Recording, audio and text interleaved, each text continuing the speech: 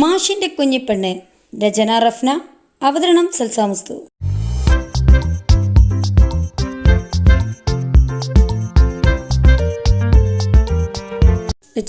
ആരുണ്ട് അലറിക്കൊണ്ടുള്ള വിളി ഞെട്ടിപ്പോയി അഞ്ചു കണ്ണു തുറന്നു നോക്കിയതും കണ്ടു ബെഡ് വിയർത്ത് ശരീരമായി വിറച്ചു നിൽക്കുന്ന അരുണിനെ. അരുണേട്ടാ തട്ടി വിളിച്ചതും നീട്ടിയൊരു ശ്വാസം വലിച്ചുവിട്ട് അരുൺ ഉറക്കിൽ നിന്നും ഞെട്ടിയുണർന്നു. എന്താ പറ്റിയേ? എന്തെങ്കിലും ദുസ്വപ്നം കണ്ടോ? മുടിയിലൂടെ വിരലൊടിച്ചുകൊണ്ട് ചോദിക്കേ അരുൺ അപ്പോഴും ശ്വാസം വലിച്ചു വിടുകയായിരുന്നു. കണ്ടതെല്ലാം സ്വപ്നമാണെന്ന് തിരിച്ചറിഞ്ഞ നിമിഷം അരുൺ എണീറ്റ് വെള്ളം കുടിച്ചു. അപ്പോഴും തന്നെക്കുറിച്ച് വേവലാതിപ്പെട്ടിരിക്കുന്ന അഞ്ജുവിനെ കണ്ട് അരുൺ നേരെ ചെന്ന് അഞ്ജുവിൻ്റെ രണ്ട് കൈകളും പൊതിഞ്ഞ് മുഖത്തോട് ചേർത്ത് പിടിച്ചു. എന്താണ് ലച്ചു? അവൾക്കിപ്പോൾ ഒരു കുഴപ്പമില്ലല്ലോ, ചെറുതായിട്ടൊന്ന് വീണിട്ടല്ലേ ഉള്ളൂ. വൈകിട്ട് വിക്കിയുടെ കൂടെ വീട്ടിലേക്ക് എത്തി. തിരക്കുള്ളത് കൊണ്ട് തന്നെ വിക്കിയോട് ലച്ചു ഗേറ്റിന് വെളിയിൽ ഇറക്കിയാൽ മതിയെന്ന് പറഞ്ഞിരുന്നു. ഇറങ്ങിയത് എവിടെന്നോ ബ്രേക്കില്ലാതെ വന്നൊരു ബൈക്ക് ലച്ചുവിന് നേരെ വന്നതോ ലച്ചു അപ്പുറത്തേക്ക് ചാടി. സെക്യൂരിറ്റി വന്ന് പറഞ്ഞത് കേട്ടാണ് അരുൺ പുറത്തേക്ക് ചെന്നത്. അപ്പോഴേക്ക് വിക്കി അവളെയും കൊണ്ട് ഹോസ്പിറ്റലിൽ പോയിരുന്നു. അധികം പരിക്കില്ലെങ്കിലും കാലൊന്ന് ചതഞ്ഞു. ഇതുവരെ എല്ലാവരും ലച്ചുവിൻ്റെ അടുത്തായിരുന്നു. വീട്ടിലേക്ക് കൊണ്ടുവന്നിട്ടും അരുൺ അവളെ ചുറ്റിപ്പറ്റി തന്നെ നിൽക്കുന്നത് കണ്ടപ്പോൾ പിടിച്ചു കൊണ്ടുവന്ന് കിടത്തിയതാണ്. ഇപ്പം എന്തോ സ്വപ്നം കണ്ടിട്ട് നന്നായി പേടിച്ചിട്ടുമുണ്ട്. അഞ്ചു അരുണിനെ സമാധാനിപ്പിച്ചുകൊണ്ട് അരുൺ ഉറങ്ങുന്നത് വരെ നോക്കി കിടന്നു. ദിവസങ്ങൾ കടന്നുപോയി. ലച്ചുവിന് ക്ലാസ്സിൽ പോകാൻ കഴിയാത്ത ദിവസങ്ങളിലെല്ലാം വൈകിട്ട് എല്ലാവരും അഞ്ജുവിൻ്റെയും ലച്ചുവിൻ്റെയും കൂടെ കൂടുമായിരുന്നു. ഇപ്പം അരുണും അമ്മനും കൂടെ ലച്ചുവിനെ ഹോസ്പിറ്റലിൽ കൊണ്ടുപോയിരിക്കുകയായിരുന്നു. ഭേദമായതുകൊണ്ട് മൺഡേ മുതൽ ക്ലാസ്സിന് പോകാമെന്ന് ഡോക്ടർ പറഞ്ഞപ്പോൾ ലച്ചുവിനേക്കാൾ എന്തോ സന്തോഷമായിരുന്നു അരുണിന്. അന്നത്തെ സ്വപ്നത്തെപ്പറ്റി അരുൺ അഞ്ജുവിനോട് പോലും പറഞ്ഞില്ലെങ്കിലും അതൊരു പേടിയായി അരുണിൻ്റെ മനസ്സിൽ കൂടിയിരുന്നു. അതുകൊണ്ട് തന്നെ ലച്ചുവിനെ തനിച്ച് എങ്ങോട്ടും വിടാതെ അരുൺ എപ്പോഴും അവളുടെ കൂടെ തന്നെ ഉണ്ടായിരുന്നു. വൈകിട്ട് വീട്ടിലെത്തി എല്ലാവരും ഓരോന്ന് സംസാരിച്ചിരിക്കുമാണ് വിക്കി കയറി വന്നത്. വിക്കിയെ കണ്ടതും സോഫയിൽ കിടന്നുകൊണ്ട് ചിപ്സ് തിന്നു കയറുന്ന ജുബി പെട്ടെന്ന് എണീറ്റ് നേരെയിരുന്നു. അവൻ്റെ പാട്ടും ഗിറ്റാർ പ്ലേ എല്ലാം കണ്ട് ജുബി ഒന്നുകൂടെ അവൻ്റെ ഫാനായിട്ടുണ്ട്. അതുപോലെ തന്നെ ഇനിയും ഇപ്പോൾ ആദ്യയോട് പറയാനുള്ളത് വിക്കിയെക്കുറിച്ചാണ്. വിക്കിയെ കൊണ്ട് വണ്ടറടിച്ചിരുന്ന ജുബി റാഷി തലകുടഞ്ഞ് നോക്കിയതും അരുൺ തോണ്ടി അവന് കാണിച്ചു കൊടുത്തു. കുറേ നേരം ഒരേപോലെ അഞ്ച് സോഫയിലിരിക്കുന്നത് കണ്ട അമ്മിണിയമ്മ അവളോട് പോയി കിടക്കാൻ പറഞ്ഞതും അഞ്ച് അരുണിൻ്റെ സഹായത്തോടെ എണീറ്റ് നിന്നു. വിക്കിമോൻ തപ്പം വന്നു, കുഞ്ഞിരിക്കെ പറഞ്ഞിട്ട് അമ്മിണിയമ്മ പോയതും അരുൺ അവിടെ ഇരിക്കുന്നവളുടെ ഒരു നേരം നോക്കി. നോട്ടം കണ്ട അവനിപ്പം പിഴിഞ്ഞെടുക്കുമെന്ന് തോന്നുന്നുണ്ട്. അവൻ്റെ പറച്ചിൽ കേട്ട് ആദ്യം അടുത്തുള്ള ഇനുവിനെ നോക്കി. ജുബിയുടെ ഏതൊക്കെയോ കോമഡിക്ക് കാര്യമായി കമൻറ്റ് പഠിച്ചിരിക്കുകയാണ് പെണ്ണെന്ന് കണ്ടതും ആദ്യം റാഷിയുടെ അടുത്തേക്ക് നീങ്ങി നിന്നു. നീ പറഞ്ഞതുപോലെ അത് കുഞ്ഞാന്നല്ലേ മോനെ, കൂട്ടത്തിൽ ഏറ്റവും വളഞ്ഞ വിത്ത് അവളാ, കണ്ടില്ലേ? പറഞ്ഞിട്ട് വിക്കിയെ പിടിച്ചിരുത്തി സംസാരിക്കുന്ന ജുബിയെ റാഷി ഒന്ന് ചിരി അടക്കി പിടിച്ച് നോക്കി. പൊടി അപ്പോഴേക്കും അഞ്ജുവിനെയും കൊണ്ട് റൂമിലേക്ക് പോയി. ഇനുവും ജുബി ഒരേ സംസാരത്തിലാണെങ്കിലും അവിടെ ഇരുന്ന് വിക്കി ലച്ചുവിനെയും തിരിച്ച് ലച്ചു വിക്കിയെ ഒന്ന് തനിച്ച് കിട്ടുമോ എന്ന് മനസ്സിൽ കൊതി വെച്ചിരിക്കുകയായിരുന്നു. ഇതെല്ലാം നോക്കി നിന്ന് അമനും അരുണും അക്കാര്യം മനസ്സിലായെങ്കിൽ പോലും റാഷിയും ആദ്യം വിക്കിയുടെ പാട്ട് അത്രയ്ക്ക് ഫേമസ് ആണെന്നുള്ള സെർച്ചിങ്ങിലായിരുന്നു. കുഞ്ഞെ, ഞാൻ ഏറ്റത്തിൽ നൃത്തം ചെയ്യുന്ന എൻ്റെ കൈകൾക്കിടെ നിന്നോടൊപ്പം പുല്ലിൽ നഗ്നപതനമായി നമ്മുടെ പ്രിയപ്പെട്ട പാട്ട് കേൾക്കുന്നു. നിങ്ങളൊരു കുഴപ്പക്കാരനാണെന്ന് പറഞ്ഞപ്പോൾ ഞാൻ ശ്വാസത്തിനിടയിൽ മന്ത്രിച്ചു. എന്നാൽ നിങ്ങളത് കേട്ടു. പ്രിയേ, ഈ രാത്രി നിങ്ങളെ തികഞ്ഞവരായി കാണപ്പെടുന്നു. ഓഹോ, പറയുമോളെ. ഒരു പാട്ട് പാടി ബെഡിൽ എണീറ്റ് പോലെ കയ്യിലെ പഴം അഞ്ചു നേരെ നീട്ടി ജുബി പറയേ. അഞ്ചു അവളെ പാട്ട് കേട്ട് വയറ് പൊതിഞ്ഞ് ചിരിച്ചുപോയി. ഇംഗ്ലീഷ് പാട്ട് മലയാളത്തിൽ പാടി. അത് ഏതാണ് പാട്ടെന്ന് പറഞ്ഞതിനുള്ള ജുബിയുടെ പുതിയ ഗെയിമാണ്. ലച്ചു ഒരുപാട് ആലോചിച്ചെങ്കിലും കിട്ടില്ല. എന്നാൽ ഉത്തരം കേട്ട അഞ്ജുവിനാണെങ്കിൽ ചിരി നിർത്തി പറയാനും കഴിയുന്നില്ല. ഞാൻ പറയാം. അവസാന ടൈം അവസാനിക്കാനെന്ന് പറഞ്ഞപ്പം അഞ്ചൊരു വിധം ചിരി നിർത്തി പറഞ്ഞു. എന്നാ പറ. പെർഫെക്റ്റ് അല്ലേ? പോരെന്ന് എനിക്കറിയില്ല, ഇംഗ്ലീഷ് പറയട്ടെ.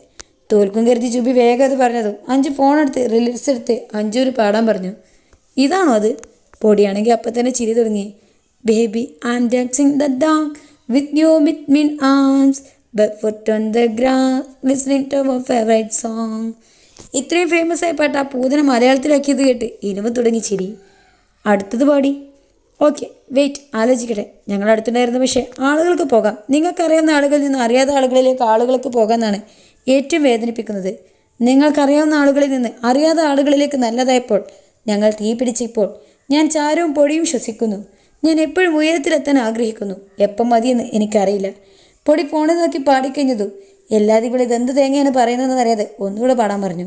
എന്നിട്ട് ആർക്ക് കിട്ടിയില്ലെങ്കിലും സകല പാട്ട് മരച്ചു പിടിച്ച് ജുബി ഓരോ വാക്കും കൂട്ടിപ്പിടിച്ച് അവസാനം അത് പാടിക്കൊടുത്തതും പൊടിയെടുക്ക എല്ലാവരും ഞെട്ടിപ്പോയി. അല്ലെങ്കിൽ ഇങ്ങനെ ഉള്ളതിലെല്ലാം ജുബിക്ക് മുടിഞ്ഞ ഐഡിയ ആണല്ലോ. അങ്ങനെ ചിരിച്ചും കളിച്ച് ഒരുപാട് സമയം എല്ലാവരും ഒരുമിച്ച് സമയം ചെലവിട്ടു. എടുക്കുവച്ച് ലക്കു വീഴ്ച പോവുകയാണെന്ന് പറഞ്ഞിട്ട് വിളിച്ചപ്പോൾ ഇറങ്ങി ഹാളിലേക്ക് ചെന്നത് കണ്ട് യാത്ര പറഞ്ഞു. അരുണൊക്കെ ഉള്ളത് കൊണ്ട് ലച്ചുവിന് വിക്കിയുടെ അധികം മിണ്ടാനൊരു മടി പോലെ. രാത്രിയതും എല്ലാവരും ഭക്ഷണമെല്ലാം കഴിച്ചിറങ്ങി. ജുബി നാളെ കോളേജിലേക്കില്ല. ഞങ്ങൾ ഹണിമൂൺ പോവുകയാണെന്നൊക്കെ പറഞ്ഞിട്ട് റാഷിയുടെ മനസ്സൊന്ന് ഇളക്കാൻ പറഞ്ഞെങ്കിലും കാറിലേക്ക് കയറി മുന്നേ കോളേജിൽ വെച്ച് കാണാമെന്ന് പറഞ്ഞിട്ട് റാഷി പോയതും ജുബി ചുണ്ടു കുറിപ്പിച്ച് റാഷിയെ നോക്കാതെ പിന്നിലെ ഡോർ തുറന്ന് അവിടെ കയറി. എന്നിട്ടും റാഷി ഒന്നും പറയാതെ എല്ലാവരും യാത്ര പറഞ്ഞിട്ട് ഇറങ്ങി. വീട്ടിലെത്തിയപ്പോൾ ഞാൻ ആദ്യം തന്നെ ഇറങ്ങി. നോക്കിയപ്പോൾ കുരിപ്പ് അതേ ഇരുത്താണ്. ഇങ്ങോട്ട് ഇറങ്ങടി. ഞാനെങ്ങുമില്ല, ഒറ്റക്ക് അങ്ങോട്ട് പോയാൽ മതി. അല്ലല്ല, ചെന്നിട്ട് എന്തെങ്കിലും കാര്യം ഉണ്ടെങ്കിലല്ലേ. നമ്മൾ ആ കുരിപ്പിനെ ഇറക്കി പിന്നെ ചെന്നപ്പോൾ അവളിങ്ങോട്ട് പറഞ്ഞത് കേട്ട് ഞാൻ ചുറ്റുമൊന്ന് നോക്കി. മുന്നേ തന്നെ ഉമ്മ ഇരിക്കുന്നുണ്ട്. ഇവിടെ എന്നെ നാറ്റിക്കും. നീ പുറത്തേക്ക് ഇറങ്ങുന്നുണ്ട് ജുബി. ഒന്ന് ദേഷ്യപ്പെട്ട് നോക്കിയപ്പോൾ പെണ്ണ് മുഖം വീർപ്പിച്ച് ഇറങ്ങി അകത്തേക്കൊരു പോക്ക്. റാഷിക പോരുന്ന വഴിക്കൊരു പെണ്ണിനെ കാറിൽ കയറ്റി. അതാണ് ഞാൻ പിന്നിലിരുന്ന് ആളെന്ന് പിടിച്ച് പിന്നിലേക്ക് തള്ളി. കീ കറക്കി അകത്തേക്ക് കയറി ഞാൻ കേൾക്കുന്നത് ഉമ്മാനോട് പച്ചക്കള്ളം പറഞ്ഞിട്ട് അകത്തേക്ക് തള്ളിച്ചാടി പോകുന്നവളെയാണ്. എന്താണ് ഇങ്ങനെ? പെണ്ണ് കെട്ടിയില്ലെങ്കിലും ഒന്ന് തലയാട്ടി ഉമ്മ അകത്തേക്ക് പോയതോ ഞാനും വായ പൊളിച്ച് അകത്തേക്ക് കയറി. റൂമിൽ ചെന്നപ്പോൾ ഒരുത്തി ബെഡിൽ കാലുമേൽ കാലും കയറ്റി വെച്ച് കിടപ്പാണ്. അവളെ ഒന്ന് നോക്കി ബാത്റൂമിൽ കയറി ഫ്രഷായി ഇറങ്ങി. അപ്പോഴും അവളോ അതേ കിടത്താണ്. കയ്യിലെ വിരൽ എണ്ണുന്നുണ്ട്. ഇടയ്ക്ക് നഖം കടിച്ച് എന്തൊക്കെയോ പറയുന്നുണ്ട്. ലൈറ്റ് ഓഫ് ചെയ്ത് ബെഡിൽ കിടന്നതോ ഒരുത്തി പിണങ്ങിയതാണെന്ന് പോലും മറന്നിട്ട് നെഞ്ചോട്ടി കിടക്കുന്നുണ്ട്. എന്തോ അവളിങ്ങനെ ചേർന്ന് കിടക്കുമ്പോൾ കെട്ടിപ്പിടിച്ചൊരു ഉമ്മ കൊടുക്കാനൊക്കെ തോന്നുന്നുണ്ട്. ഇത്രയും ദിവസം സൽക്കാരായതുകൊണ്ട് നേരെ ഒന്നും മിണ്ടാൻ പോലും പറ്റിയിട്ടില്ല. അവളെ തിരിച്ച് ചുറ്റിപ്പിടിച്ച് കൈവച്ചതേ ഓർമ്മയുള്ളൂ. കയ്യിലൊരു കടിയായിരുന്നു പിശാശി. എന്തടി ഇയാളെന്തിനാ എന്നെ കയറി പിടിച്ചത്? അപ്പം ഇതോ? ഇതിന് പേടിയിട്ടില്ലേ? അതെനിക്ക് ഇരുട്ട് പേടിയിട്ടില്ലേ? അല്ലാതെ ഇയാളെ തൊടാൻ മുട്ടി നിൽക്കുമെന്നല്ല ഞാൻ. അവളെ സംസാരം കേട്ടപ്പോൾ മനസ്സിലായി ഇതുവരെ കണക്ക് കൂട്ടിയതൊക്കെ ആർക്ക് കൊട്ടാനുള്ളതായിരുന്നു എന്ന്. വെറുതെ അടി ഉണ്ടാക്കേണ്ടെന്ന് കരുതി എടുത്തു മാറ്റി. അല്ലേലും എനിക്കറിയാം അത്ര സ്നേഹമുള്ളൂന്ന്. അതുകൊണ്ടല്ലേ ഇപ്പോൾ കൈയെടുത്ത്. അപ്പം നീയല്ലേ പറഞ്ഞത് ജുബി ഞാൻ നിന്നെ കയറി പിടിച്ചെന്ന്? വല്ലവനുമല്ലല്ലോ, എൻ്റെ കെട്ടിയോനല്ലേ. അതപ്പം ഞാനല്ലേ? അല്ലേ? അതിലും സംശയമുണ്ടോ? ജുബി പൊന്നു മോളെ, നിനക്കിപ്പോൾ എന്താ വേണ്ടേ? ഓ, എനിക്കൊന്നും വേണ്ട. ഞാൻ മിണ്ടുന്നതും പറ്റുന്നതെന്നാ പറഞ്ഞാൽ പോരെ. അതും പറഞ്ഞിട്ട് പെണ്ണ് കൈയെടുത്ത് മാറ്റി തിരിഞ്ഞു കിടക്കുന്നതും ഒരൊറ്റ വിലയ്ക്ക് ഞാൻ അവളെ എൻ്റെ നെഞ്ചിലേക്ക് ഇട്ടു. എൻ്റെ ജുബി എങ്ങോട്ടാ പോണേ? ഞാൻ ആരുടെയും ജുബിയൊന്നല്ല, പ്രത്യേകിച്ച് ഇയാളെ. അല്ലേ? ആയിക്കോട്ടെ, പക്ഷെ ഞാനല്ലേ നിൻ്റെ കെട്ടിയോൻ. ആണെങ്കിൽ അതിനെന്താ? എന്നാൽ ഞാനൊരു ഉമ്മ ഇരട്ടെ. കേട്ടത് പെണ്ണിൻ്റെ കയ്യിൽ കിടന്ന് പിടഞ്ഞ് ഞാൻ അറിഞ്ഞു. വേണ്ട, എനിക്ക് ആരുടെ ഉമ്മയും വാപ്പയൊന്നും വേണ്ട. വിറച്ചിട്ട് അവൾ പറഞ്ഞതും കൂടെ കേട്ടതും അവളെ കൂടുതൽ നെഞ്ചോടെ ചേർത്ത് പിടിച്ചു. നല്ലത് 10 മൃദുലമായി നെഞ്ചി തട്ടി നിൽക്കുന്നത് അറിഞ്ഞതും പിന്നെ ഒന്നും നോക്കി നിന്നില്ല. മുന്നേ ചേർന്ന് നിൽക്കുന്ന പെണ്ണിൻ്റെ ഇരു ചുണ്ടും കൂട്ടിയെടുത്ത് ഒരു ഉമ്മയങ്ങ് കൊടുത്തു. എന്നാൽ കുഞ്ഞൊരുമ്മയിൽ നിർത്താൻ നോക്കി എന്നെ പിടിച്ചു വെച്ചിട്ട് കുരിപ്പൻ്റെ ചുണ്ട് ഒന്നാകെ വീഴ്ത്തെടുത്തുകയാണ്. കണ്ണും പൊട്ടി തിരിച്ച് അവളിൽ തേന്നുകരാൻ തുടരും.